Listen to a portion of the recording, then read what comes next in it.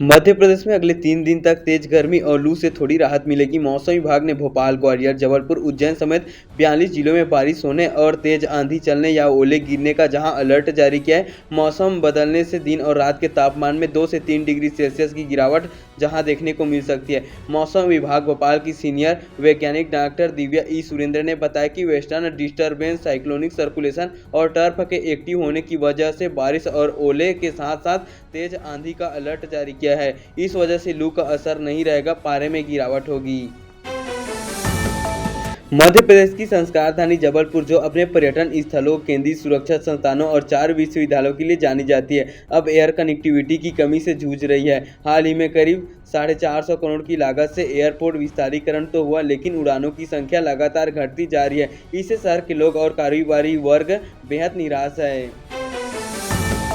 अहमदाबाद में हाल ही में संपन्न हुए राष्ट्रीय अधिवेशन के बाद अब मध्य प्रदेश कांग्रेस मई माह में प्रादेशिक अधिवेशन आयोजन करने जा रही है। यह अधिवेशन 12 से 18 मई के बीच जबलपुर में आयोजित किया जाएगा। आयोजन को लेकर जहां तैयारियां शुरू कर दी गई है। इस अधिवेशन में मध्य प्रदेश कांग्रेस के सभी प्रमुख नेता, संगठन पदाधिकारी और वरिष्ठ कार्यकर्ता शामिल होंगे। पार्टी सूत्रों का कहना है कि इस अधिवेशन में आगामी चुनाव रणनीति, संगठनात्मक मजबूती और जन आंदोलन की रूपरेखा जैसे महत्वपूर्ण मुद्दों पर विस्तार से चर्चा होगी।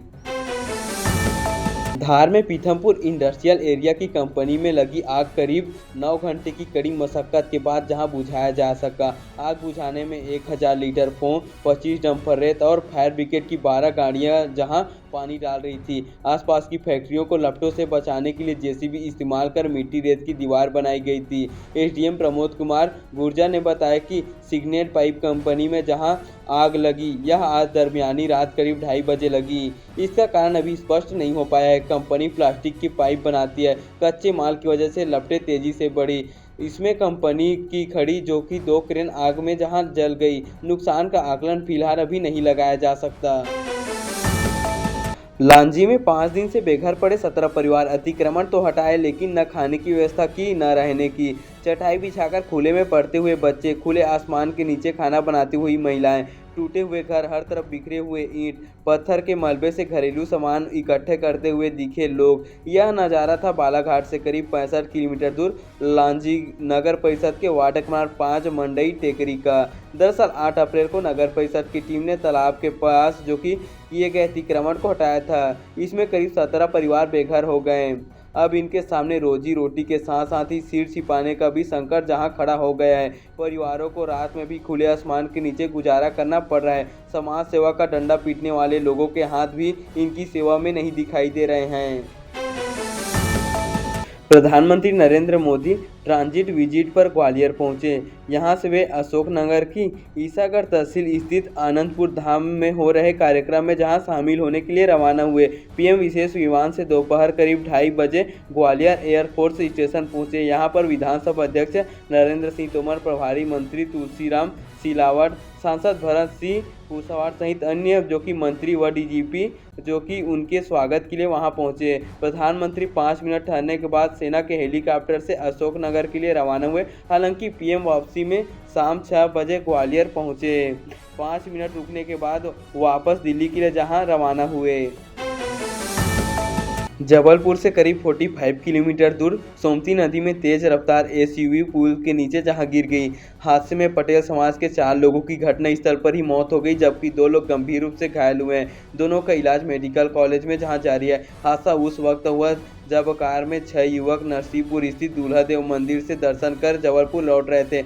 उन्होंने अच्छी फसल के लिए मदद मांगी थी, जिसे पूरा करने के लिए वहां गए थे। कार में सवार सभी युवक जबलपुर के चौकीताल गांव के रहने वाले और आपस में रिश्तेदार थे। 2 दिन पहले उन्होंने तय किया था कि रामनवमी के बाद दूल्हा देव के दर्शन करने जाएंगे।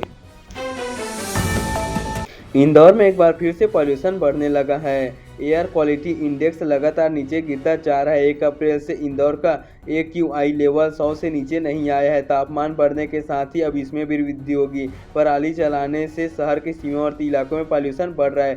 छोटी जो कि ग्वालटोली स्थित रियल टाइम पॉल्यूशन स्टेशन के आंकड़ों के अनुसार 9 अप्रैल को शहर का AQI लेवल 236 पर पहुंच गया था। पॉल्यूशन कंट्रोल बोर्ड से मिली जानकारी के अनुसार इसी हफ्ते जो कि सोमवार की बात करें तो वायु गुणवत्ता जो कि सूचकांक 158 पहुंच गया था और रविवार को 147 पर था। इसमें महत्वपूर्ण प्रदूषणकारी घटक जो कि PM10 और नाइट्रोजन ऑक्साइड का औसत भी काफ़ी अधिक हो गया था।